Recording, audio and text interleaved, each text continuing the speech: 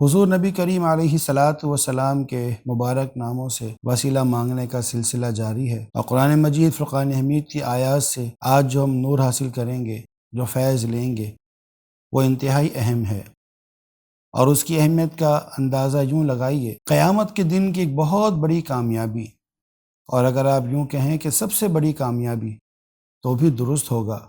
آج ہم اس کا سوال اللہ کی بارگاہ میں محبوب کریم علیہ الصلاۃ والسلام کے نام مبارک سے کریں گے۔ تو ذرا غور سے سنیے کہ قرآن مجید فرقان حمید اس بارے میں کیا ارشاد فرماتا ہے۔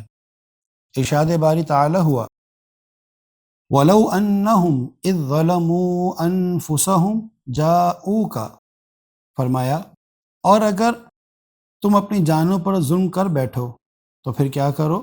محبوب کریم علیہ الصلاۃ والسلام کے دربار میں حاضر ہو جاؤ۔ یعنی اگر بندہ گناہ گار ہے، اسے کوئی گناہ سرزد ہو گیا ہے، تو وہ کیا کرے؟ قرآن کہتا ہے کہ وہ محبوب کریم علیہ الصلاۃ والسلام کے دربار میں حاضر ہو جائے اور وہاں جا کر عرض کرے، اے اللہ، تو نے تو محبوب کریم علیہ الصلاۃ والسلام کو کیا شان عطا کی ہیں۔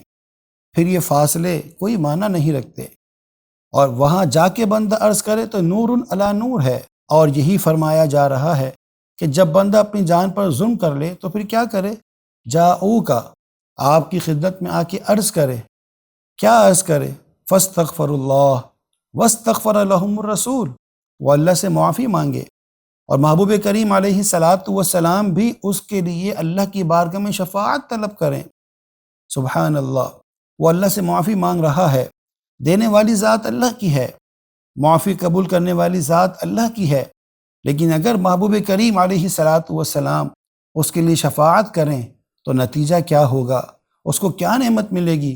فرمایا لَوَجَدُ اللَّهَ تَوَّابًا رَحِيمًا، کہ وہ اللہ رب العالمین کو ضرور بہت توبہ قبول کرنے والا پائے گا، اللہ تعالیٰ اس کی توبہ قبول فرمائے گا۔ یہ محبوب کریم علیہ الصلاۃ والسلام کا دربار ہے۔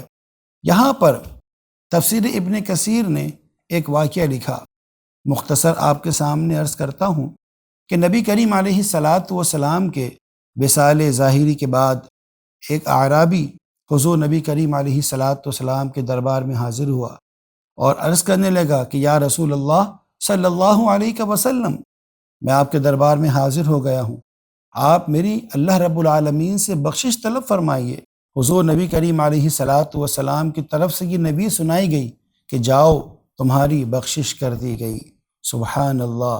یہاں پر امام اہل سنت مجدد دین و ملت الشاہ امام احمد رضا خان فاضل بریلوی علیہ رحمہ کیا خوب بات ارشاد فرماتے ہیں کہ مجرم بلائے آئے ہیں، جاؤ کا ہے گواہ، پھر رد ہو کب یہ شان، کریموں کے در کی ہے۔ یہ شفیع المذنبین ہیں، یہ شافع ہیں، شافع یوم النشور ہیں صلی اللہ علیہ وسلم۔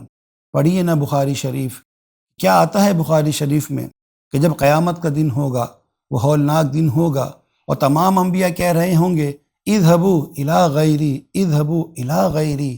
اس وقت کون ہے جو امت کی شفاعت کرے گا؟ کون ہے جو بندوں کو رب سے بخشوائے گا؟ وہ محبوب کریم علیہ الصلاۃ والسلام ہے، جو لوگوں سے کہہ رہے ہوں گے انا لہا انا لہا، آؤ میری طرف، میں تمہاری بخشش کروں گا۔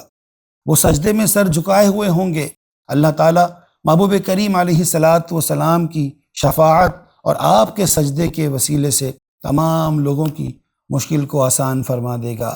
آج یہود و نصارہ کی سازشوں کے تحت لوگ حضور نبی کریم علیہ الصلاۃ والسلام کے متعلق کیسی کیسی گفتگو کرنے لگے ہیں، قادیانی جیسے لوگوں کو لاؤنچ کر دیا گیا۔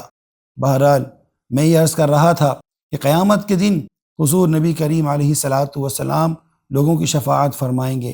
تو آج اگر ہم چاہتے ہیں کہ حضور نبی کریم علیہ الصلاۃ والسلام کی شفاعت نصیب ہو، تو حضور علیہ الصلاۃ والسلام کا وہ مبارک نام جس کے وسیلے سے آج ہم نے دعا کرنی ہے، وہ ہے سیدنا شافع صلی اللہ علیہ وسلم، ہمارے سردار، لوگوں کی شفاعت فرمانے والے، بخشش فرمانے والے۔ تو یہ نام مبارک 63 ٹائمز 63 مرتبہ پڑھ کر اللہ رب العالمین کی بارگاہ میں دعا کیجئے، اے پروردگار، قیامت کے دن ہمیں آقا دو جہاں صلی اللہ علیہ وسلم کی شفاعت نصیب فرما۔ سیدی اعلیٰ حضرت نے کیا بات یہاں پہ ارشاد فرمائی، اتنے خوبصورت پیرائے میں اس بات کو بیان کیا، پیش حق مجدہ شفاعت کا سناتے جائیں گے، آپ روتے جائیں گے، ہم کو ہنساتے جائیں گے۔ 63 مرتبہ سیدنا شافع صلی اللہ علیہ وسلم۔